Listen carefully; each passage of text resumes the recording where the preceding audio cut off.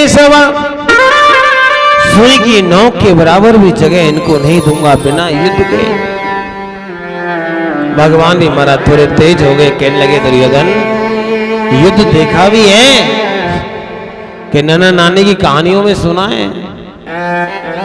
युद्ध ऐसे होते हैं कि कई बहनों के भाई चले जाते हैं, कई पत्नियों के पति निकल जाते हैं, विधवा हो जाती है नारियां, किसी के बच्चे के सर से पिता का साया छिन जाता है।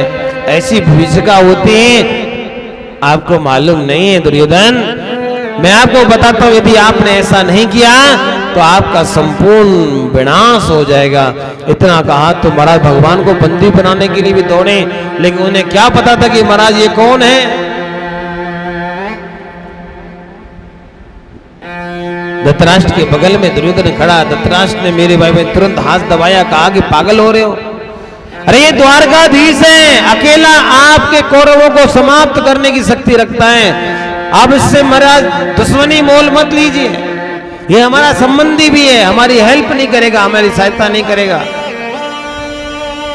पापी लोग जो होते हैं गिरगिट की तरह रंग बदलते हैं मैया। गिरगिट को तो फिर भी टाइम लगता है रंग बदलने में, इनको टाइम नहीं लगता। तुरंत हमारा हाथ जोड़कर कहने लगा, हे कन्हैया, हे द्वारकाधीश, आप देखो मेरे को माफ करो, मेरे अंदर क्रोध ज्यादा है ना, इसलिए मैं तुरंत उबल जाता हूं। आप राजपाट की बातें छोड़ो ना, देखो मेरी माता गांधारी है ना, उसने अपने हाथों से आपके लिए 56 भोग बनाए हैं, और उन्होंने कहा है कि जब द्वारकाधीश आवे, कृष्ण आवे, तो उन्हें अपने हाथ से मैं भोजन खिलाऊंगी। आप चलो ना कन्हैया, आप भोजन प्रसादी पाओ ना। भगवान ने कहा, देखो दुर्योधन, भोजन प्रसादी की तो बात ऐसी है कि जब हम आ रहे थे ना, तो रास्ते में हमको विदुर जी ने निमंत्रण दे दिया था और कहा था कि महाराज जब भी इधर आओ तो प्यारे हमारे यहाँ भोजन प्रसादी पाके जाओ। और दूसरी बात यह है कि भोजन जो है 3 स्थिति में किया जाता है। पहला स्थिति क्या होता है? अभाव में। क्या होता है मां? अभाव में। तो मेरे को दुर्योधन कोई अभाव नहीं है। दूसरी स्थिति होती है प्रभाव। प्रभाव समझते हो? जैसे आपके यहाँ को कोई बड़ा व्यक्ति हो और वो आपको नौता दे कि भैया आपके चूल्हे को नौतो है, सबको आनो है। चूल्हा समझते हो? क्या बोलते हैं आपके यहाँ? चूल्हे को नौतो बोले, चून को नौतो बोले? चून को नौतो। हाँ भैया तुम्हारे यहाँ चून को नौतो है, आज सबको आनो है। और तुम्हें मालूम पड़ गो महाराज इतने बड़े आदमी के पास यदि नहीं गए, भोजन प्रसादी नहीं खाए तो ये तो बुरा मान जाएगा। प्यारे लोग कहते चून का नौता, रिश्तेदार को भी बुला ले जाते, चलो आप भी चलो, कोई ना कोई काम बन जाएगा। और कोई नेता दे दे तो महाराज सब लोग पूरा गणेश स्वामी के साथ में पूरा खानदान पहुंच जाता है। क्यों? उसका प्रभाव है कि महाराज वहां जाएंगे, 4 बातें और होंगी और महाराज कुछ ना कुछ अपना काम निकलवा लेंगे। कन्हैया कह रहा देखो मेरे को कोई प्रभाव नहीं है आपका, मेरे पास में अभाव नहीं है, आपका कोई प्रभाव नहीं है। और दुर्योधन तेरे मन में भाव भी नहीं है। क्यों? क्योंकि यदि भाव हो तो भी भोजन प्रसादी हो सकती है। आप चाहे 5 बार भोजन कर लो और कोई मित्र मिल जाए और भोजन कर रहा हो तो होगा क्या मेरे भाई बहन? जो मित्र होगा वो आपको बिठा देगा और बिठा कर क्या कहेगा? आओ ना। जैसे हमने एक बार देखा था महाराज जयप्रकाश जी के यहाँ भोजन चल रहा था, पवन भैया पहुंच गए। अब महाराज नहीं चाह कर कुछ ना कुछ तो पाना ही पड़ा थोड़ा सा, क्योंकि प्यार था। क्या था? प्यार था मेरे भाई बहन। और कन्हैया तो मेरे भाई बहन याद रखना, प्रेम पे तो मिट जाता है, लुट जाता है। क्या हो जाता है? प्रेम पर तो लुट जाता है मेरा गोपाल।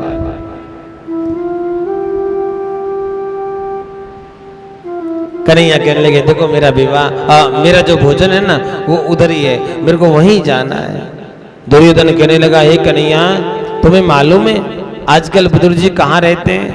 हाँ तुम्हें मालूम है आजकल मंत्री पद नहीं है, वो खुद के खाने की स्थिति नहीं है, खुद के खाने का कोई ठिकाना नहीं है, तुम्हें क्या खिलाएगा? भगवान ने कहा न्योता दिया है तो कुछ तो खिलाएगा, हम तो जाते हैं महाराज। और प्यारे भगवान श्री ठाकुर जी अपनी चरण पादुका उतार करके गए। जरा सोचिए, जैसे हम लोग मंदिर जाते हैं ना, मंदिर चप्पल पहन के जाते हैं, जूता पहन के नहीं जाते हैं? बोलो जाते हैं कि नहीं? जूता चप्पल बाहर उतार के आते, चाहे 5,000 का है। हाँ, वो एक बात अलग है कि महाराज एक नजर जूता पे होती है, एक नजर भगवान पे होती है। हाँ, कई लोग भगवान के यहाँ जाते हैं ना और जूता चप्पल नया पहन के गए, बढ़िया जूता हुआ 2-3 हजार का, तो महाराज स्तुति भी करते हैं तो एक बार उधर देख लेते हैं, एक बार इधर देख लेते हैं, सामने भगवान की तरफ। हाँ, और बड़े भाव से गाते भी हैं। क्या कहते हैं? कि तुम्हें माता च पिता तुम्हें, कोई लेना जाए महाराज नया पहना है, तुम्हें बंधु च सखा तुम्हें। जरा सोचिए, स्तुति हो रही है, माता कौन हो गए? भगवान। और पिता कौन हो गए? जूता जी। बंधु कौन हो गए? भगवान। सखा कौन हो गया? देखो, मैं आपकी नहीं कह रहा, जो बाहर आए नहीं ना कथा में उसकी बोल रहा हूं। हाँ, ऐसे बहुत लोग हैं मेरे भाई बहन। हम भी महाराज जब मंदिर जाते थे ना ठाकुर जी से मिलने के लिए, तो हम लोग महाराज ऐसा नहीं करते। हमारा क्या होता था, एक चरण पादुका यहां खोलते, एक दूसरी जगह खोलते, कहीं महाराज 100 मीटर दूर। कोई चोरी करने वाला महाराज कभी भी चोरी कर ही नहीं सकता। हाँ, एक इस दरवाजे पे, दूसरे दरवाजे पे ढूंढता फिर, अब एक को तो कोई लेगा नहीं। कई लोग हमारे साथ जाते थे, कहते विद्यार्थी आप कैसे करते हो, चरण पादुका कहाँ है, एक चप्पल से घूम रहे हो। मैं कहा महाराज जी एक वहां एक वहां, कोई ढूंढ ही नहीं सकता।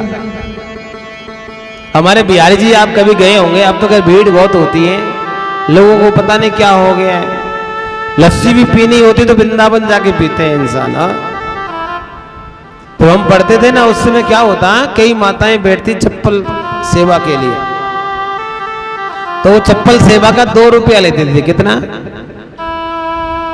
और 2 रुपया सेवा लेती तो हमारे पास 2 रुपया कहां से आवे? डेली वाला का। हम क्या करते, एक माता जी के पास खोल लेते, दूसरी कहीं और खोल देते। अब माता जी कहती बेटा दूसरी किधर है? मैंने कहा मैया तू दक्षिणा लेगी या ले, दूसरी कहीं और है। वो बेचारे डेली गाली देती महाराज, लेकिन हमें बड़ा आनंद आता। क्यों? क्योंकि जब भक्त होते हैं ना, भक्तों की गाली सुनने में भी बहुत आनंद होता है। और मैया भी कैसी मेरी माता हो, जिसके आगे ना कोई पीछे, अकेली माता जी थी मेरे। और मैया ने चप्पल की सेवा करते करते 2 करोड़ रुपया कमाया। कितना कमाया? ये बोलो ना, चप्पल की सेवा से कितना कमाया? 2 करोड़ रुपया कमाया और 2 करोड़ रुपए की गौशाला बना दिया महाराज। एक भी पैसा अपनी जेब में नहीं रखा। जरा सोचो, आज भी गौशाला है। कभी जाओ तो राधा वल्लभ जी के आगे से निकलोगे तो महाराज थोड़ा सा जब आगे जाओगे तो लेफ्ट हैंड पे थोड़ा आगे निकली गौशाला मिलेगी आपको वहां पे। ये काफी दिन पुरानी बात है, लगभग 15 साल पुराने की है। 15 के ज्यादा हो गया, 20-25 साल। गौशाला खोल दिया महाराज। जरा सोचिएगा, पूरा पैसा लगा दिया, 1 रुपया नहीं। और फिर बिहार जी के यहाँ करके बैठ गई, कल हम तो वही चप्पल संभालेंगे महाराज, हमें क्या करना है। गौशाला महात्माओं को दे दिया कि आप संभालो, हमसे गौशाला नहीं संभलती महाराज, हम तो सेवा कर सकते हैं, हमें चप्पल अच्छी लगती है, चप्पल की सेवा करेंगे। बोलो, अब ऐसी माता जी भी होती है क्या? अच्छा, आप लोग कमाते तो क्या करते हैं? मेरो बेटा, मेरो नाती, मेरो पोता, वागे काजे महाराज, ये बनवा के जाऊं, वो बनवा के जाऊं। याद रखना, यदि सपूत होगा ना अपने आप बना लेगा। एक कहावत भी तो है ना, हरियाणा में कहते हैं कि पूत सपूत तो क्यों धन सींचे, और पूत कपूत तो क्यों धन सींचे। यदि सपूत हुआ तो धन की कोई आवश्यकता नहीं इकट्ठा करने की। एक समय वैसा आएगा कि महाराज लोग खुद उनको आगे से प्रणाम करेंगे, इतना धन इकट्ठा हो जाएगा। और कपूत को भी धन सींचा तो महाराज होगा क्या, कितना भी इकट्ठा करके चले जाना, बेच बाच के क्या होगा, चकाचक किराए के मकान में सोएगा। और एक दिन मालूम पड़ा कि महाराज हरिद्वार पहुंच गया। हाँ, हमने बहुत लोग देखे हैं आप ही गुरुग्राम में जिनके पास में करोड़ों की संपत्ति थी मेरे भाई बहन, कई करोड़ों की संपत्ति, आज वो किराए के मकान में रह रहे। क्यों? क्योंकि महाराज कपूत पैदा हुआ, दिन में सोवे रात में जागे तो यही काम होगा। हाँ, अब तो मेरे को मालूम नहीं पहले बीच में 5 साल 7 साल पहले एक नया गेम चालू हुआ था, पबजी। अब वो चलता है कि नहीं चलता मेरे को मालूम नहीं है। लोग रात रात भर खेलते थे और रात रात भर खेल खेल के कई लोग तो अपनी ही, महाराज मैंने क्या बताऊं, यहां से कहने से भी मेरे को शर्म लगता है, अपना मकान भी गिरवी रखवा दिया महाराज। उसकी मां कह रही कि महाराज कभी ऐसा दिन नहीं आ जाए कि हमको ये गिरवी रख दे, इसका कोई भरोसा नहीं है। घरवाली छोड़ के भाग गई, कहने लगी महाराज कोई भरोसा नहीं, हमको बेच देगा। ये बीमारी बड़ी बुरी है मेरी माँ। और जब कोई नहीं मिलता तो फिर हरिद्वार मिलता है। हाँ, लोग चले जाते हैं फिर यात्रा पे। सपूत के लिए कुछ करने की आवश्यकता नहीं है, राधे राधे बोलना पड़ेगा केवल। ऐसे बोलोगे, जोर से बोलो ना, आओ जोर से। मेरे भाई बहन आज कन्हैया पहुंचे कहाँ, जहां मैया श्री विदुरानी जो प्यारे एक कुटिया में रहती हैं, और आज कुटिया में माता जी जो है स्नान कर रही हैं। और महाराज भगवान जो ही पहुंचे, भगवान ने ऐसे साकर कटाई, ए काकी, ए विदुरानी, ए मैया दरवाजा खोलो। और विदुरानी काकी के कान में जैसे पड़ा कि मैया काकी विदुरानी, तो महाराज समझ गई ये तो कन्हैया की आवाज है। और भैया कोई अपना कोई आवाज दे तो सब लोग पहचान जाते ही हैं, जाते कि नहीं जाते, बोलो ना। मैंने तो कई बार देखा, कई माताएं तो ऐसी होती हैं, अपने पति जैसे ही पहुंचता है ना, पति की चरण की पादुका की आवाज से पहचान जाती है हमारो यारो है।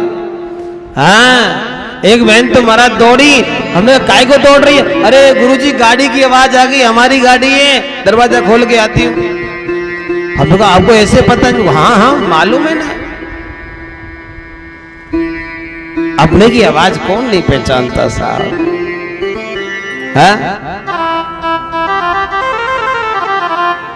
महाराज विदुरानी ने जब श्रवण किया तो महाराज क्या हुआ, अपने होश खो गई थी और तुरंत दौड़ गई, दरवाजा खोला।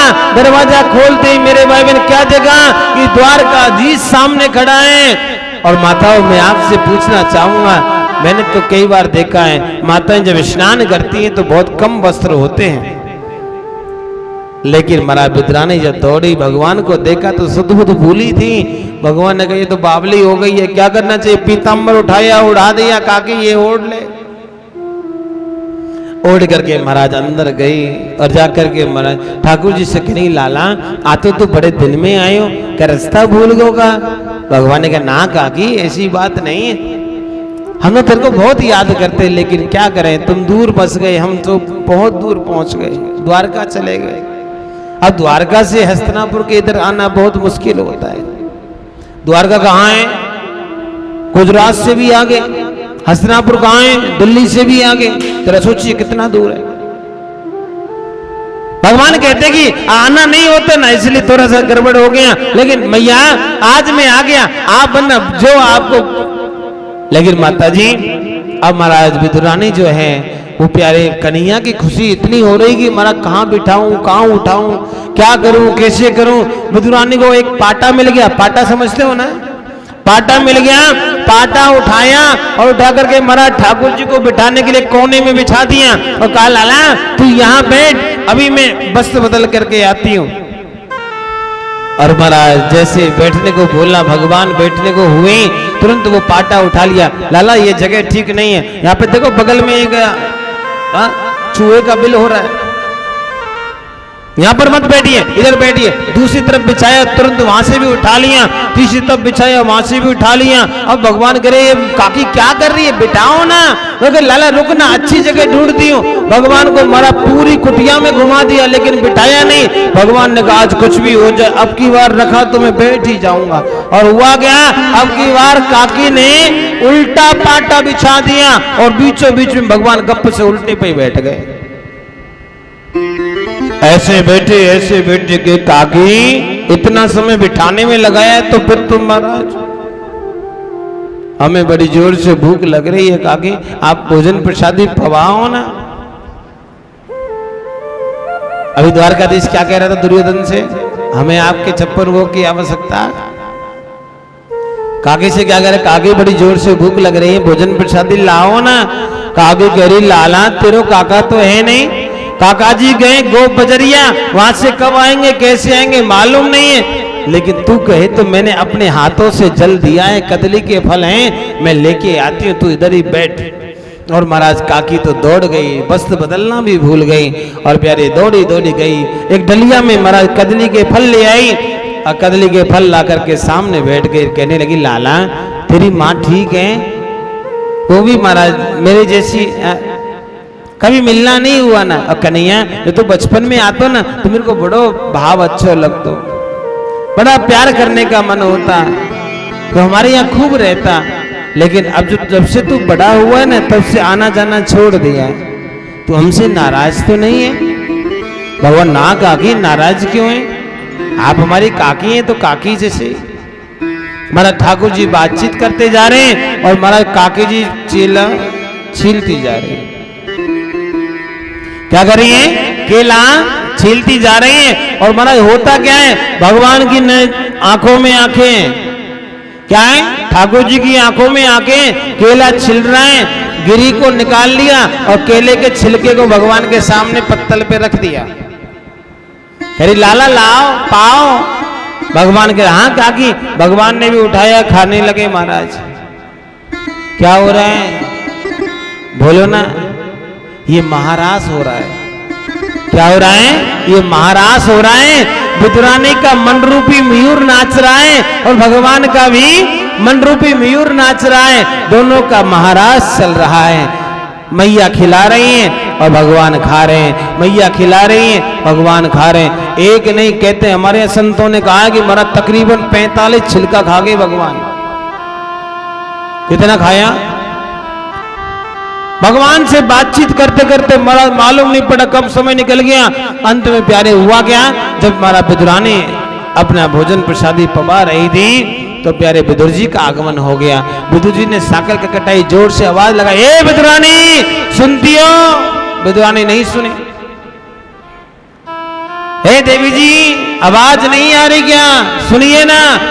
देवी जी को एकदम से महाराज चौकी देवता आया है, गई जाकर क्या बात है, काहे को हल्ला कर रहे इतनी जोर से? बोले आपको मालूम नहीं आज द्वारकाधीश हमारे यहाँ आने वाला है, और देखो कन्हैया आएगा तो उसके लिए माखन लाया हूँ, मिश्री लाया हूँ, खोवे का लड्डू लाया हूँ, उसको लड्डू बहुत पसंद है। हाँ उसके लिए बढ़िया बढ़िया मैं खाने का पदार्थ लेके के आया हूँ। आप है ना एक काम करो, इनको बढ़िया से सजाओ और मैं बाहर खड़ा हो जाता हूँ दरवाजे पे, जब वो आएगा तो मैं स्वागत करूंगा। विदुरानी कहने लगी महाराज ए सुनते हो, जो आना था ना भीतर बैठा है। हाँ भीतर बैठा है, द्वारकाधीश आ गया, आगे भीतर बैठे महाराज। और जब इतना कहा भीतर बैठा है तो महाराज जब जाकर के अंदर देखा, विदुर जी आंखें फटी रह गई। कहने लगे विदुरानी अंदर तो बैठे हैं श्रीमान जी, लेकिन ये केला का क्या महाराज कुछ लिपा पोती चल रहा है क्या? क्या हुआ, देखो ना केला इतना फैला के पटक रखा, क्या बात है? और एक केले का छिलका जो था भगवान की पत्तल में भी पड़ा था। छिलका एक और केला का गिरी अनेक। विदुर जी को समझते देर नहीं लगी। विदुरानी ऐसा तो नहीं थे, नहीं महाराज प्यार में भाव में केला का छिलका भगवान को खिला दिया, ये द्वारकानाथ को खिला दिया और केले का गिरी फेंक दिया। अब विदुरानी का को होश आया, ये तो गड़बड़ हो गया है। कहेगी हमें तो मालूम ही नहीं था ये क्या हुआ। हे कन्हैया तुमको तो बोलना चाहिए था ना, कन्हैया के कागी तो हमें भी का हो सतो, तो ने खिलायो हमने खाए लियो, हमें भी मालूम नहीं था, लेकिन जो खिलाया ना बड़ा अच्छा था। उधर जी कहने लगे नहीं नहीं देखो माफ